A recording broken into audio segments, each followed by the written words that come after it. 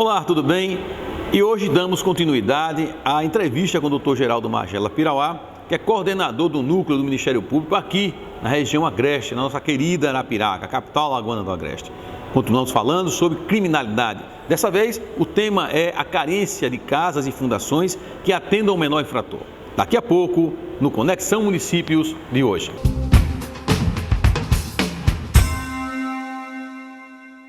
Como dissemos a vocês, hoje a entrevista é a continuidade da conversa com o Dr. Geraldo Magela Pirauá sobre a menoridade e principalmente a carência de casas e fundações no atendimento ao menor infrator. Dr. Geraldo Magela, mais uma vez, boa noite, né?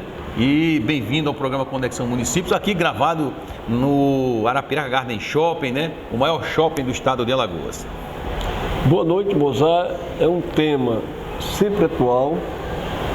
O menor infrator ou o menor em situação de vulnerabilidade é um tema sempre presente, dadas as circunstâncias em que nossa sociedade vive, dado o momento em que o Brasil vive e dadas as dificuldades pelas quais as famílias brasileiras passam. Ora, nós temos dois tipos. Temos o menor em situação de vulnerabilidade social e temos o menor infrator. Em ambas as situações, tanto para o menor infrator como para o menor em vulnerabilidade social, existe, ao meu ver, uma ausência efetiva e eficaz do Estado em relação a estes problemas. O menor em situação de vulnerabilidade é aquele menor que se droga, é aquele menor abandonado pela família, é aquele menor que não frequenta a escola, certo? E esses menores, eles se situam em duas faixas. Se situa aquele menor impúbere, ou seja, os menores abaixo de 12 anos, que estão aí... São crianças, na verdade. Que são crianças. São crianças abaixo de 12 anos. E do ponto de vista até do Estatuto da Criança, são crianças. Esses, inclusive, não respondem perante o ordenamento jurídico brasileiro a qualquer tipo de punição em relação ao Estado. Mas são totalmente desassistidos. São crianças que você encontra em pontos... nas praças, e que às vezes viciados em drogas e que vão amanhã se tornar, sobretudo, esses menores infratores, quando já não são. Por falta de uma ação de governo. Por falta de uma ação de governo, certo? As instituições que existem, ao meu ver, ainda são poucas. E as poucas que existem são pouco fiscalizadas. Quanto ao menor infrator, consequentemente, esses menores, certo? Não existe no estado de Alagoas uma rede de protetora que interne, do ponto de vista de punibilidade que ele responde perante o Estatuto, e que ali eles sejam devidamente assistidos e reinseridos no meio social. Isso em Maceió, o juiz de menores, o juiz, não se fala mais em juiz de menores, é uma terminologia à moda antiga, mas o juizado da infância e da adolescência, ou juiz da infância e da adolescência, se vê, sobretudo, numa angústia terrível. Ele assiste a situações de miséria e de vulnerabilidade dessas crianças. Porque não tem mais onde colocar esse menor infrator, que ele veio dessa vulnerabilidade social que é pouco assistida. Pouco assistida pela ausência de políticas públicas, pela ausência de escolas, por famílias desestruturadas, enfim, pela ausência do Estado como um todo. E esses menores passam a ser menores infratores, certo? E que as casas de internação, lá em Maceió existe uma, e consequentemente vive sobrecarregado. Consequentemente, a esses menores infratores não é dada a ele ainda uma condição numa casa de menor para a sua recuperação após a sua delinquência, no sentido de voltar. Arapiraca, para os menores em vulnerabilidade, existe aí algumas instituições que bem ou mal cuidam e que não são tão bem fiscalizadas.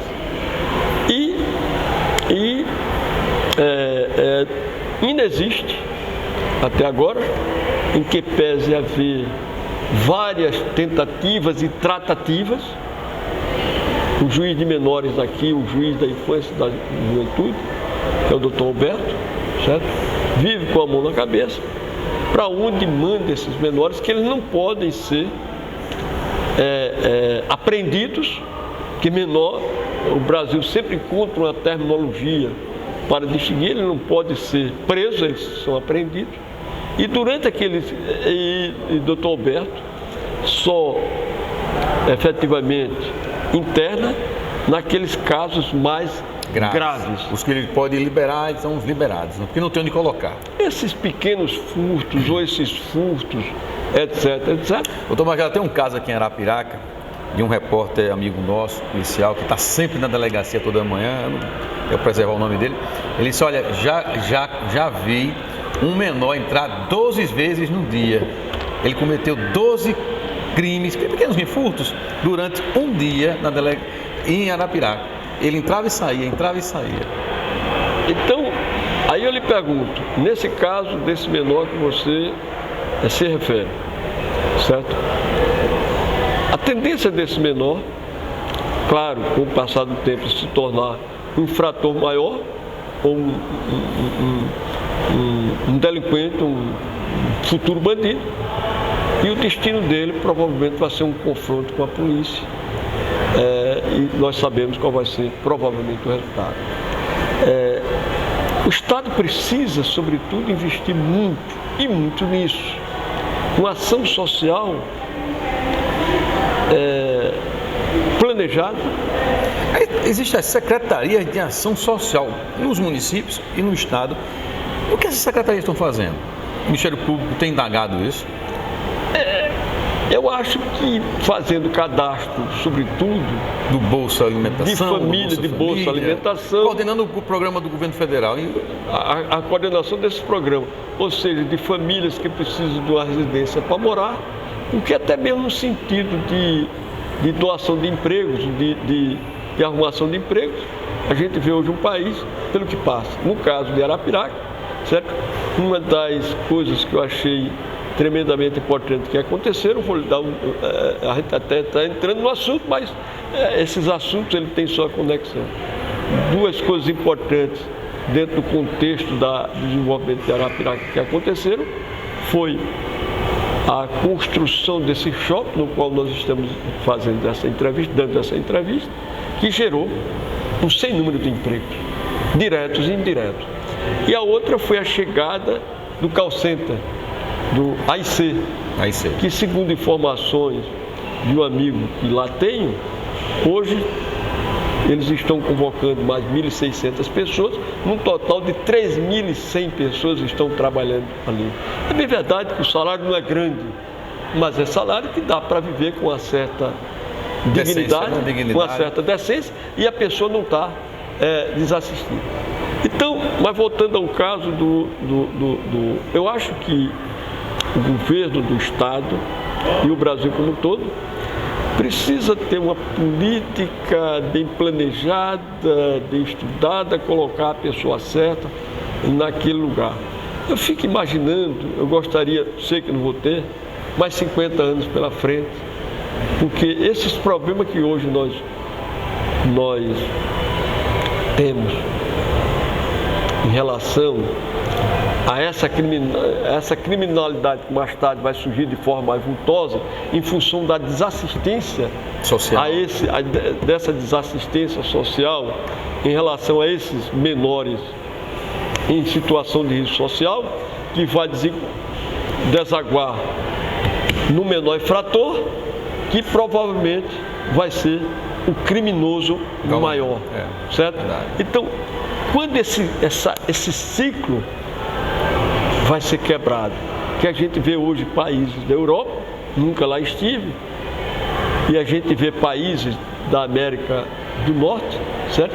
Em que, para lhe dar um exemplo, Mozart, eu gosto muito de estatística, porque elas refletem com bastante cientificidade a realidade qualquer sobre ela se falar, né? Os Estados Unidos têm praticamente 400 milhões de habitantes. No ano, os homicídios chegaram a 13 mil. O Brasil tem 220 milhões de habitantes, um pouco menos, um pouco mais do que a metade, um pouco mais da metade dos Estados Unidos, com 52 mil homicídios. Com um detalhe, preste bem atenção, com um detalhe, que não há de se negar, ele tem que ser aclarado. Nos Estados Unidos, todos sabemos que a arma é liberada.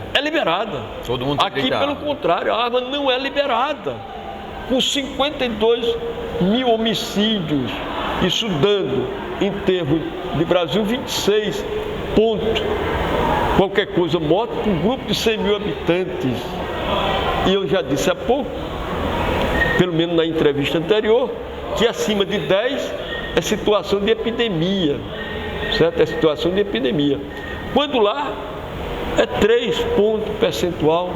Em uma sociedade em que a arma é liberada, né? Então, esse virtuosismo. Eu quero conversar com o senhor, a gente está no tempo já do intervalo. Essa questão da arma. Existe uma tendência hoje dentro do parlamento brasileiro de se liberar a posse e o uso da arma como um instrumento de defesa. Esse assunto a gente vai abordar no próximo intervalo. O Consórcio Intermunicipal de Gerenciamento de Iluminação Pública, SIGIP, surgiu da necessidade que os municípios alagoanos têm em gerir a iluminação pública, bem como ter controle sobre o consumo de energia elétrica nos prédios públicos pertencentes aos municípios. No SIGIP, os municípios consorciados encontram suporte técnico, equipamentos, consultoria e capacitação para atender às suas necessidades. O SIGIP ampliou também seu leque de ações e hoje realiza também consultas nos serviços de água e esgoto. SIGIP. Eficiência é a nossa meta. Tem coisa na vida que a gente nunca esquece. Como aquele café quentinho pela manhã, o abraço apertado daquele velho amigo, a criançada brincando no final da tarde, o cuscuz maravilhoso que a gente sempre quer mais. O nascimento do terceiro filho, celebrado igualzinho ao primeiro. Aquele bolo quentinho e delicioso para comemorar a formatura da sua filha. É difícil esquecer desses bons momentos. Mais difícil ainda é esquecer os sabores que marcaram esses bons momentos. Coringa, forte como o povo nordestino. Desmoto Honda, a sua revenda autorizada no Agreste, com lojas em Arapiraca, Palmeira dos Índios, Penedo e Santana do Ipanema. A Desmoto tem todos os modelos Honda e ainda os melhores preços e formas de pagamento. Na Desmoto Honda, você tem atendimento personalizado e com toda assistência técnica qualificada. Na Desmoto Honda, você encontra ainda uma boutique especial com equipamentos e peças para a sua Honda. Desmoto Honda, a sua revenda Honda autorizada no Agreste. Telefone 3522-9500 ou pelo e-mail www.desmotohonda.com.br. Venha pra cá. Mar azul, águas cristalinas e areias brancas. Um paraíso tropical. Assim é o local onde fica o Grande Oca Maragogi. Apartamentos confortáveis e suítes para quem precisa de um momento especial. Uma enorme piscina com bar molhado para refrescar os momentos de calor. O Grande Oca Maragogi oferece ainda moderna boate e um restaurante com cardápio variado. Também estará à disposição dos hóspedes o restaurante Ixos, com um menu idealizado para ocasiões especiais. Grande Oca Maragogi, diferente por natureza. O Hospital Nossa Senhora do Bom Conselho, conhecido como Hospital Regional, é referência no atendimento médico no Agreste, com 50 anos prestando bons serviços à população. Com mais de 500 colaboradores especializados, clínica cirúrgica, clínica médica, pediatria e obstetrícia. O hospital conta com 5 salas cirúrgicas e UTI neonatal. Hospital Regional de Arapiraca, uma entidade filantrópica a serviço de sua saúde. Rua São Francisco 154, Centro de Arapiraca. Fone Fone 3522-1797. Hotel Sol Nascente, a melhor opção de hospedagem no Agreste Alagoano. Aqui você encontra um oásis para descansar e repor suas energias. O Hotel Sol Nascente possui apartamentos confortáveis, sauna, ampla piscina, bar, lanchonete e academia, além de um auditório para 150 pessoas. O Hotel Sol Nascente oferece ainda um delicioso café da manhã regional. Hotel Sol Nascente, conforto e segurança em Arapiraca. Mar azul, coqueiros balançando ao vento e uma linda pousada com piscina e café da manhã delicioso. Apartamentos confortáveis, além de suítes master com tudo que você tem direito. Assim, é a Humaitá Pousada, localizada em Japaratinga, no povoado de Barreiras do Boqueirão. Um paraíso! Humaitá Pousada oferece também aos hóspedes um cardápio diferenciado, além de drinks especiais. Humaitá Pousada, a melhor parte da viagem. Reservas 3297-1378 e 8878-5744 ou pelo e-mail humaitá@humaitapousada.com.br. A Prefeitura de Arapiraca, através da Secretaria Municipal de Políticas para as Mulheres, destacou o trabalho e empreendedorismo desenvolvido por senhoras arapiraquenses. Na solenidade concorrida, a emoção tomou conta das 6 homenageadas, reconhecidas pelo projeto Estrela Radiosa, Mulher, Beleza que Irradia. As 6 mulheres receberam das mãos do vice-prefeito e de várias autoridades uma placa de agradecimento. Prefeitura de Arapiraca. Viver aqui é bom demais. Alagoas não é só praia. Nosso sertão tem lugares lindíssimos e opções confortáveis de hospedagem. A agência de turismo Pioneiro é a única especializada nos roteiros de nosso sertão. Venha conhecer os cânions do Rio São Francisco, sítios arqueológicos, museus do sertão, o Mirante do Talhado, usina de Anjinguinho, show da natureza e as cidades de Piranhas, Água Branca, Paulo Afonso e Delmiro Gouveia. Agência de Viagens O Pioneiro, uma história bem presente. Telefone 8884-4223 e 9919-6060. Salão Top Studio em Arapiraca é referência da beleza em todo o agreste de Alagoas. No Top Studio você tem profissionais capacitados para lhe atender com serviço personalizado. No Top Studio você tem o tratamento bulbo raiz para restauração e recuperação dos cabelos. No Top Studio você tem à sua disposição as melhores marcas de cosméticos e o conforto necessário. Salão Top Studio na Rua Rio Branco, Centro Arapiraca. Seja Top Studio e agende uma visita 3522-3163.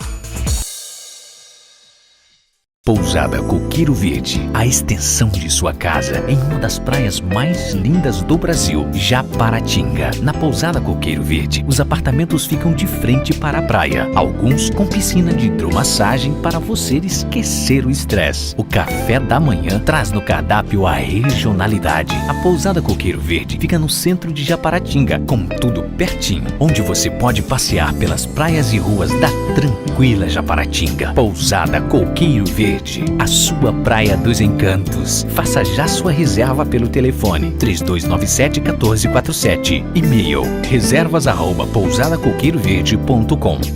Morar perto de grandes belezas naturais é o sonho de muitos.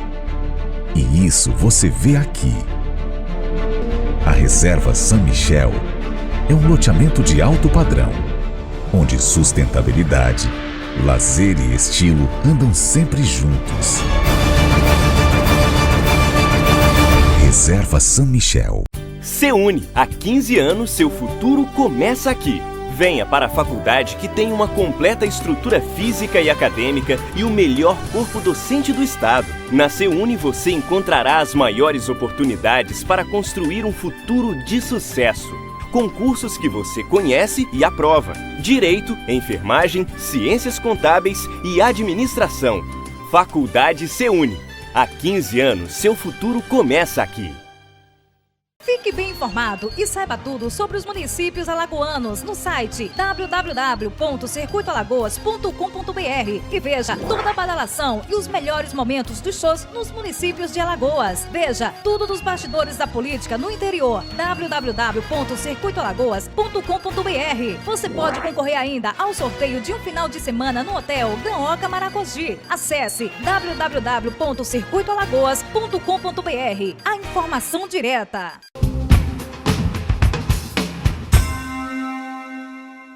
E voltamos nesse bloco com a entrevista com o Dr. Geraldo Magela Pirauá, coordenador do Ministério Público aqui em Arapiraca. Estamos gravando no Arapiraca Garden Shopping, nosso patrocinador.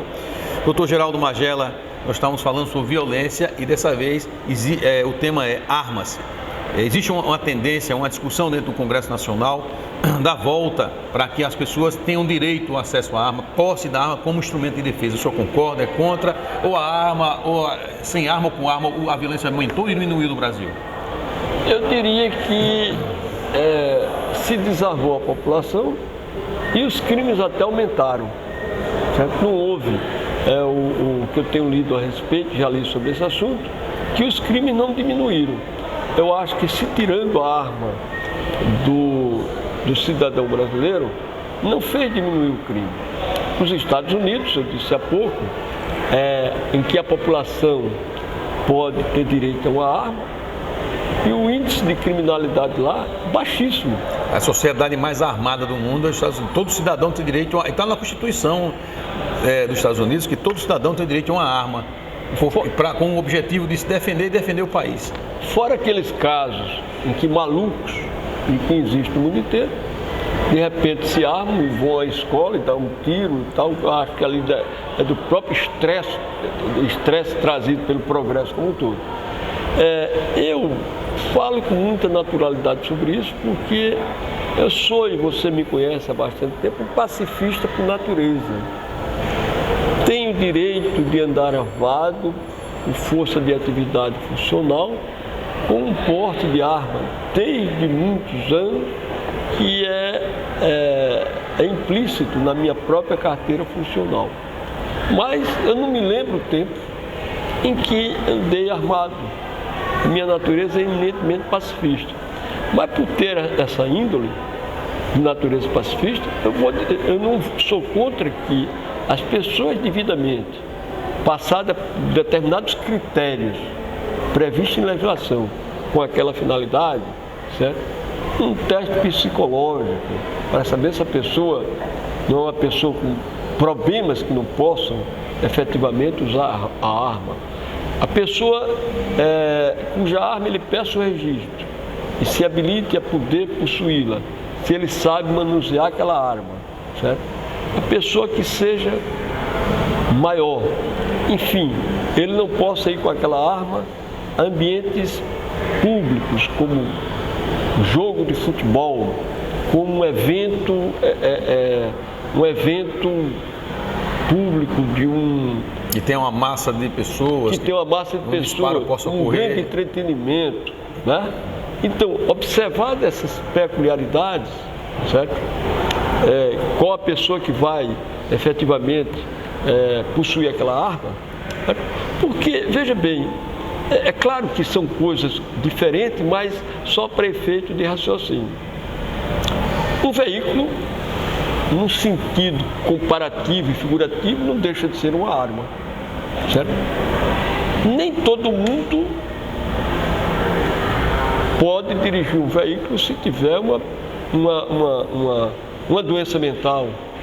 Não pode dirigir embriagado, né? E aqueles que o fazem embriagado causam grandes transtornos. Ou que não comprove que tem habilidade para tal. Ou que não comprove que tem habilidade para tal.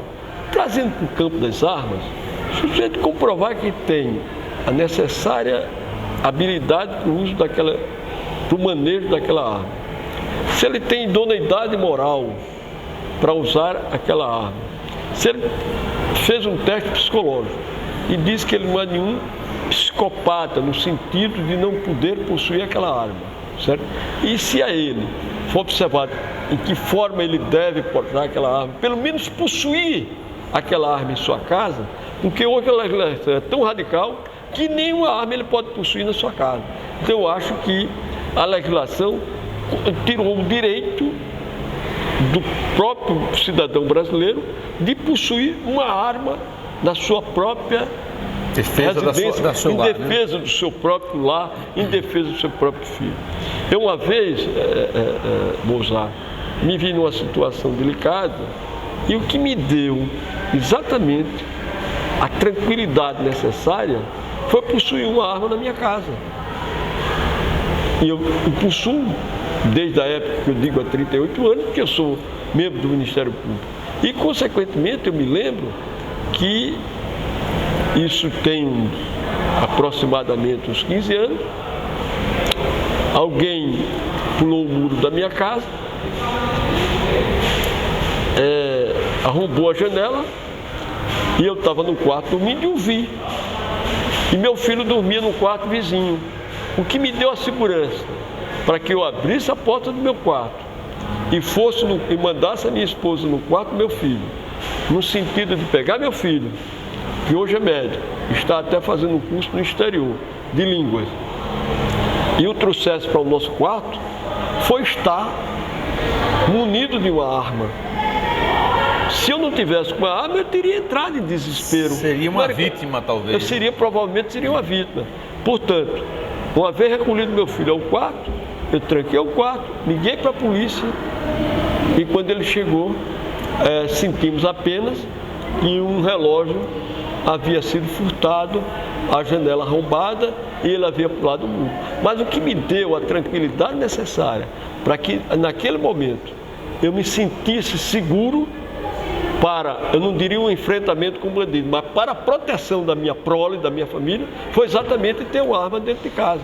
Eu dou um exemplo, e que você me conhece há muitos anos e sabe que eu tenho uma índole extremamente pacifista. Se existe uma pessoa que abomina a violência, apesar de conhecer do assunto, falar sobre o assunto, sou eu. Eu não uso arma, então, mas senti a necessidade de tê-la na minha casa, porque naquele instante defender a sua família, protegeu a minha família. Esse debate está no Congresso Nacional, doutor Magela, deve ser levado para a pauta novamente esse ano, e há corrente contra, corrente a favor, né? E muita discussão e muita polêmica, mas o senhor está trazendo aqui uma informação interessante, quer dizer, com o fim do direito ao posse de arma, da maioria da população, na verdade o crime aumentou, não diminuiu, o número de homicídios, né? E as pessoas estão sendo mais vítimas de assalto porque os bandidos estão sabendo que o cidadão está desarmado. É um debate interessante para se colocar. Mas, doutor Magela, a gente conversou também sobre a questão social, sobre a criminalidade em Alagoas, a origem, né, do programa passado. E é um tema que a gente quer debater, voltar a debater, justamente no próximo programa. A gente quer trazer para cá um sociólogo, porque é interessante ouvir um sociólogo, saber qual é a origem da criminalidade. É a dependência química? É a droga? É o sentimento de consumir, comprar mais, que leva o jovem carente a roubar, a assaltar, a matar, em busca de um celular de marca, de um relógio de marca. Então, qual é o fruto da violência? É um tema muito polêmico e eu quero convidar o senhor para isso. Tudo bem, só dando um arremate nessa sua pergunta e quando vier um sociólogo, se houver um convite, me parece que você já o fez, eu estarei também presente. Eu diria que um dos fatores que evitariam, sobretudo, uma criminalidade maior, não evitaria 100%, seria um investimento, sobretudo, bem planejado na matéria de educação. Mas dizia a nossa presidente que a pátria é educadora. Eu não entendo, Mozart, isso é até um caso da gente rir, como você o fez agora, né? Como nós somos a pátria educadora, em que houve cortes tremendos na área da educação. Como é que nós somos a pátria educadora e cortando investimentos na área da educação? As consequências virão no futuro, com virão certeza. No futuro, é verdade. A gente fica por aqui, voltamos no próximo programa. A todos, uma boa noite.